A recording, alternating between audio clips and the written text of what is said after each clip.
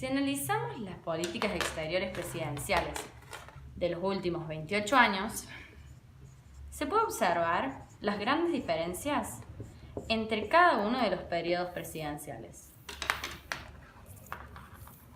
Por este motivo, estos periodos afectan de diferentes maneras al país.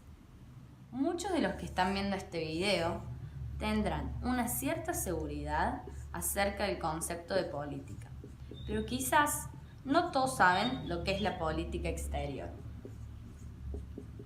Por esto, realizaremos una breve explicación sobre el concepto y cómo el mismo afectó de diferentes maneras al país en las distintas presidencias.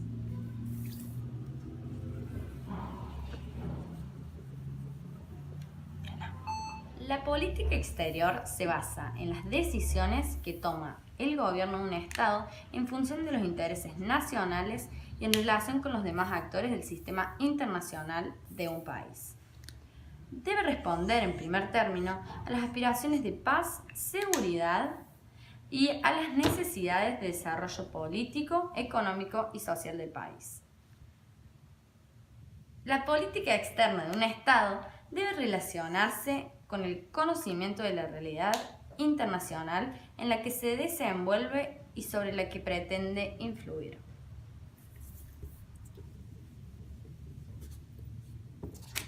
El objetivo principal de la política exterior de Menem fue la reinserción de Argentina al primer mundo.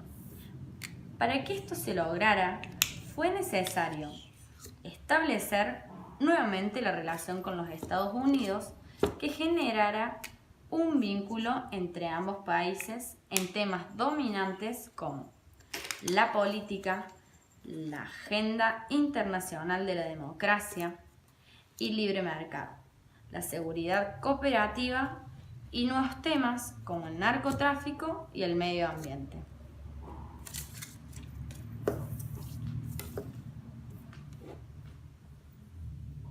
Se puede decir que la política internacional del gobierno de Néstor Kirchner se fundó en noviembre de 2005, cuando el presidente cuestionó y rechazó la participación de la Argentina en el área del libre comercio de las Américas, conocida como ALCA.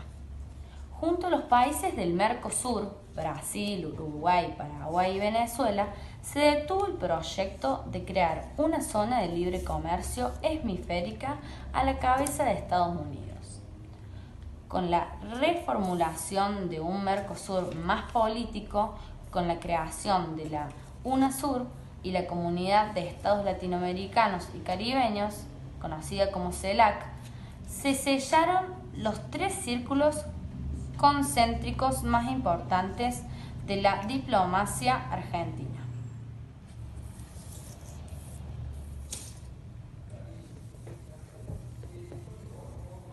En la visita de la presidenta Cristina Fernández de Kirchner a Rusia, se firmó el Acuerdo Estratégico Integral, elevando de categorías las relaciones bilaterales.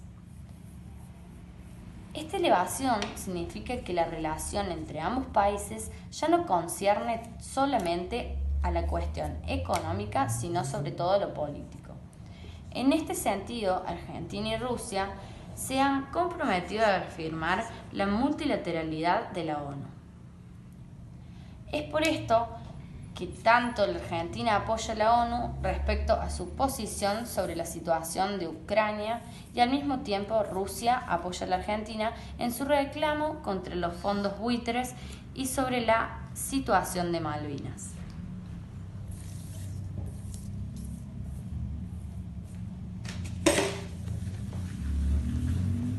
Si bien el gobierno de Mauricio Macri sigue vigente en la República Argentina, se pueden analizar algunos puntos de su política exterior.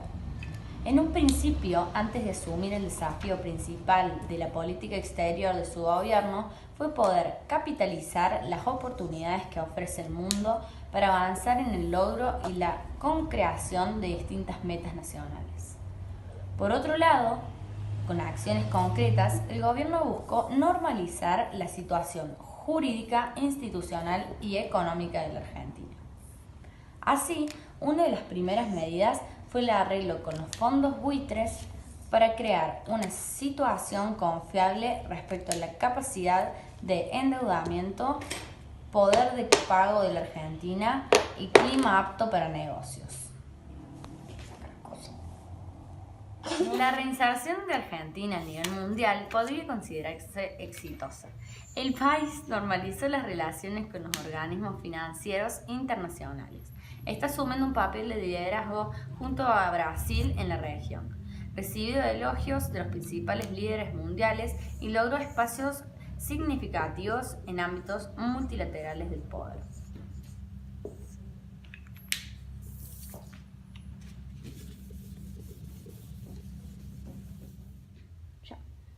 El gobierno de Menem no generó una buena economía en la provincia de Córdoba y no era común el tratado de las provincias con otros países en ese entonces. La industria y sobre todo el campo cordobés no pasó por un buen momento porque el dólar valía lo mismo que el peso argentino. Entonces no había ganancias y tampoco el gobierno le daba tanta importancia al campo, por lo que no generaba demasiada rentabilidad. Con respecto a la industria, por ejemplo, las zapaterías empiezan a cerrar, porque en vez de producir los zapatos, convenía comprarlos hechos, por ejemplo, en Brasil, lo que generó la productividad cero. La veneciana, la italiana y Jumala comenzaron a tener dificultades y quedaron al borde de la quiebra. Las fábricas automotoras se achicaban, pero no desaparecían. La soja, el maní y el sordo se vendían a nadie porque Córdoba principalmente la pasa muy mal.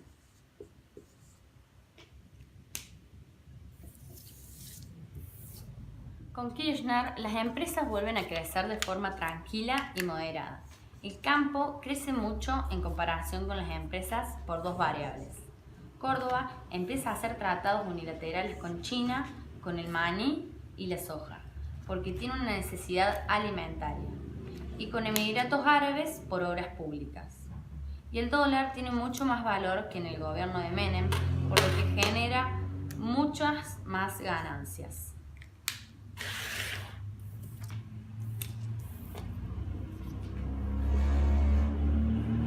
El gobierno de Cristina le puso mucho énfasis en el campo, generando la venta de granos en el exterior y produciendo la mayor rentabilidad que el campo había tenido desde el modelo agroexportado. Pero luego el gobierno impone las retenciones a las ventas en el exterior, lo que genera el conflicto en Córdoba, ya que opone profundamente porque entraba mucha pérdida de dinero que iba destinada al gobierno.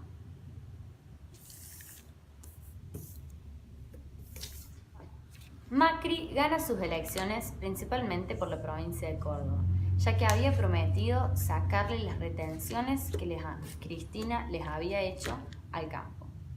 El presidente cumplió con su promesa, pero a su vez también le sacó los subsidios que Córdoba tenía, y además la suba profunda del dólar le perjudicó un fuerte golpe a la provincia, ya que la compra de insumos del campo es en dólares.